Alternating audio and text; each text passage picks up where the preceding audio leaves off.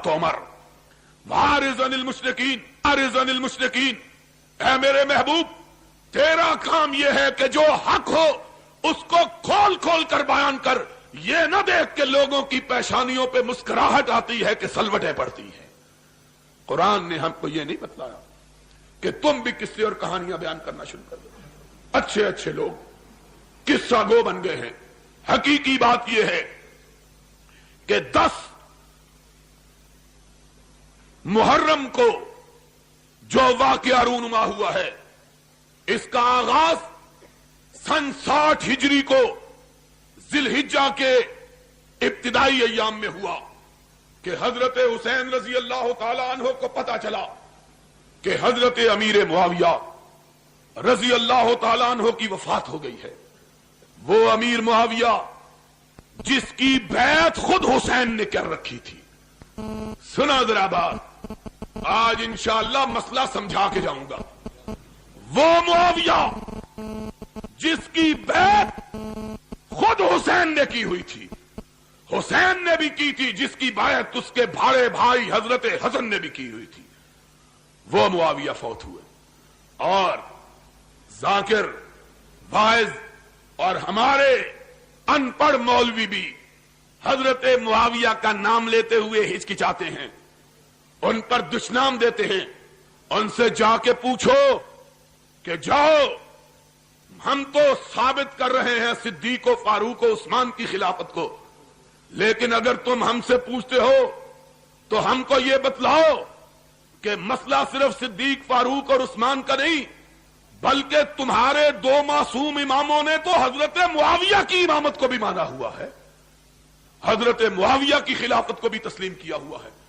اور اگر معاویہ کی خلافت غلط تھی تو سن 40 ہجری سے لے کر سن 60 ہجری تک 20 سال کے طویل عرصے میں حسین نے معاویہ کی خلافت کو چیلنج کیوں نہیں کیا؟ بتلاؤ، 20 سال معاویہ کی خلافت کو جناب حسین نے رضی اللہ تعالی عنہما قبول کیے رکھا، ایک لفظ زبان سے نہیں کہا۔ اور حوالہ سنیوں کی کتاب کا نہیں، حوالہ شیعہ کتاب رجال کشی کا، کربلا کے اندر شیعوں نے کتاب چھپوائی ہے، 3 صدی ہجری، آج سے 1200 سال پہلے کا مصنف ہے۔ اور دوسری کتاب حیات القلوب ملا باقر مجلسی ایرانی کی، جو ایران کے شیعہ پریس نے چھاپی، اس کا حوالہ ہے۔ دونوں کتابوں کے اندر لکھا ہے کہ حضرت حسن رضی اللہ تعالی عنہ نے جب حضرت معاویہ رضی اللہ تعالی عنہ سے صلح کی تو شرائط طے ہوئی، اس کے بعد حضرت معاویہ رضی اللہ تعالی عنہ نے حضرت حسین کی شرائط کو تسلیم کیا، حضرت حسن کی شرائط کو تسلیم کیا۔ جب شرائط تسلیم ہو گئی، حضرت حسن نے، علی کے بیٹے نے، خلافت سے دستبردار ہو کر اس مسجد کے اندر، جس مسجد کو ان کے بابا حضرت علی نے بنوایا تھا، اس مسجد کے اندر اپنے باپ حضرت علی کا منبر رکھوایا اور اس پر حضرت امیر معاویہ کو بٹھایا، خود نیچے بیٹھے، معاویہ کو اوپر بٹھایا، کہا کائنات کے لوگوں سن لو، آج رسول کا نواسا، علی کا بیٹا خلافت سے دستبردار ہو کر اپنا خلیفہ امیر معاویہ کو مان رہا ہے۔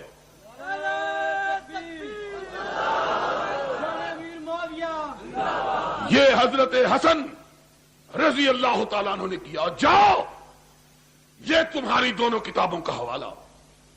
خود اکیلے نہیں آئے، حسین کو ساتھ لے کے آئے، حسین کو ساتھ لے کے آئے۔ اپنی فوجوں کا کمانڈر قیس ابن سعد ابن عبادہ وہ بھی ساتھ ہے۔ کہا امیر معاویہ رضی اللہ تعالی عنہ میرا امام ہے۔ پھر حسین کی طرف دیکھا، اس حسین کی طرف جن کا نام نامی اس میں گرامی لے کر تم صدیق و فاروق پہ کیچڑ اچھالتے ہو. اس حسین کی طرف دیکھا، کہا کم وبائے حسین اٹھو، میں نے معاویہ کی امامت کو مانا ہے، تم بھی معاویہ کے ہاتھ پہ بیعت کر کے اس کو اپنا امام مانو. حضرت حسین اٹھے، حسن کے بعد حضرت امیر معاویہ کی بیعت کی، پھر اپنے کمانڈر ان چیف کو حکم دیا، اٹھو معاویہ کی بیعت کرو. یہ فوجی آدمی تھا، اور فوجیوں کا دماغ ذرا تھوڑا سا بولو موٹا ہی ہوندا ہے. انہاں دا بسترا چوک کے ہی سٹو تے انہاں نوں سمجھ آوندی ہے، اپنے آپ جان نوں تیار نہیں ہوندے.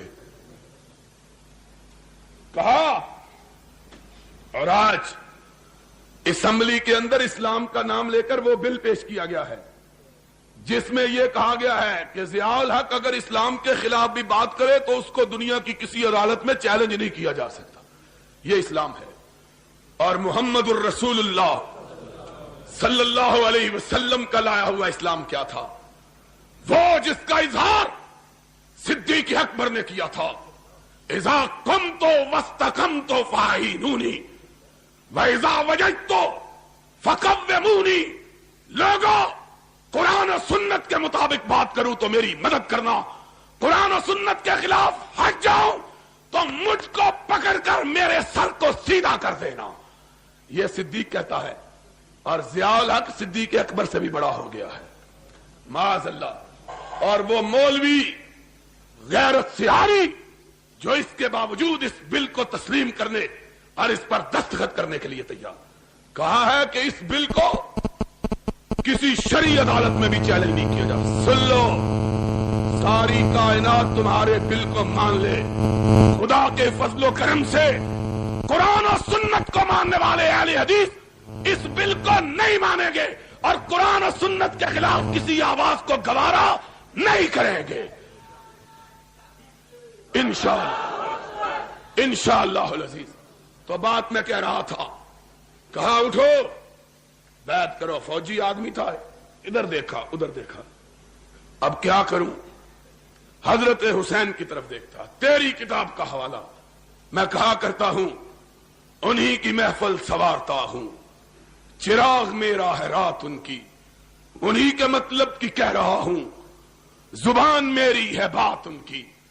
جاؤ، اگر کوئی شیعہ دوست کھڑا ہے اسے کعبے کے رب کی قسم ہے دنیا کے کسی ذاکر سے پوچھے، اگر کوئی ماں کا لال اس حوالے کو غلط ثابت کرے، لاہور میں بیٹھ کے کہتا ہوں، اپنی اس مسجد میں بیٹھ کے کہتا ہوں، منہ مانگا انعام دوں گا.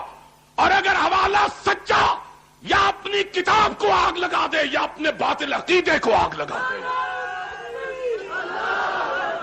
ایک بات کا مان، یا اپنا عقیدہ چھوڑ دے یا اپنی کتابوں کو چھوڑ دے.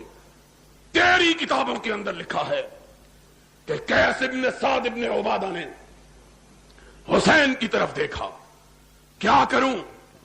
معاویہ کھڑا ہے سامنے جس کے خلاف جنگیں لڑتا رہا ہوں، آج اس کے ہاتھ پہ کیسے بیعت کروں؟ حسین کی طرف دیکھا، حسین نے پلٹ کے جواب دیا، تیری کتاب کا حوالہ، کم فبائے فإنہ امامی. اٹھو کیس، میری طرف کیا دیکھ رہے ہو؟ اور جس کے ہاتھ پہ حسن و حسین نے بیعت کی وہ پوری کائنات کا امام ہے. دنیا کا کوئی شخص اس کی امامت کو مانے بغیر رہ سکتا نہیں. قم فبائے فإنہ امامی. اور جس کو تیرے دو معصوم اماموں نے امام مانا ہے، تو اس کا انکار کرنے کی جرات کیسے کرتا ہے؟ ان کے خلاف کیسے بات کرتا ہے؟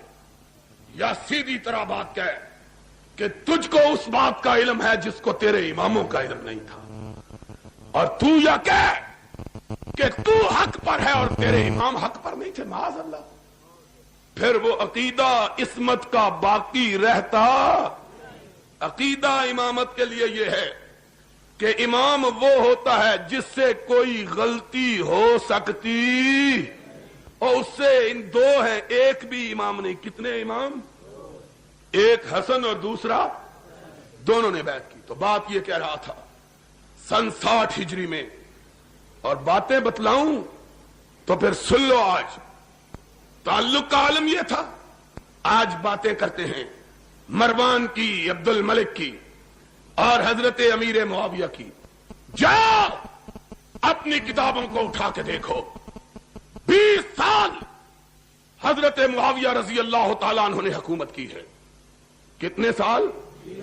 20 برس بلا شرکت غیر حکمران اور خلیفۃ المسلمین اور امیر المومنین رہے ہیں۔ حسین بھی ان کی رعایا اور حسن بھی ان کی رعایا، بس رعایا۔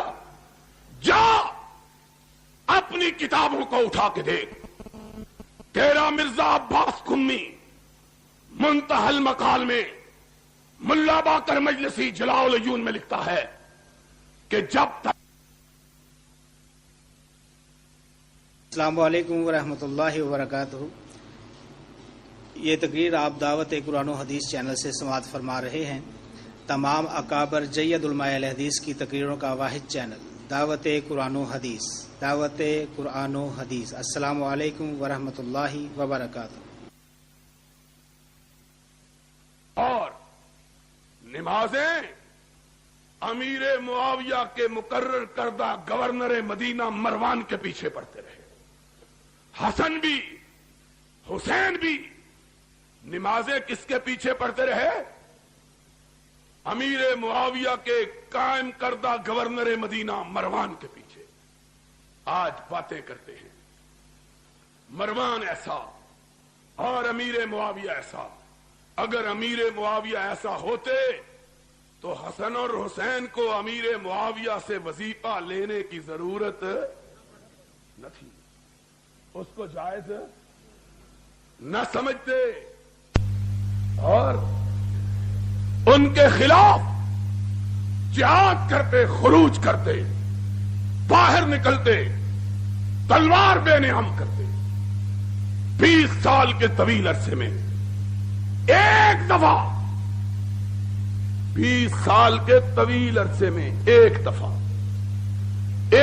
دفعہ بھی حضرت امیر معاویہ کے خلاف زبان شکوہ کو حرکت۔ ایک دفعہ۔ آج یہاں مسئلہ کفر و اسلام کا بنا لیا ہے۔ کافر مسلمان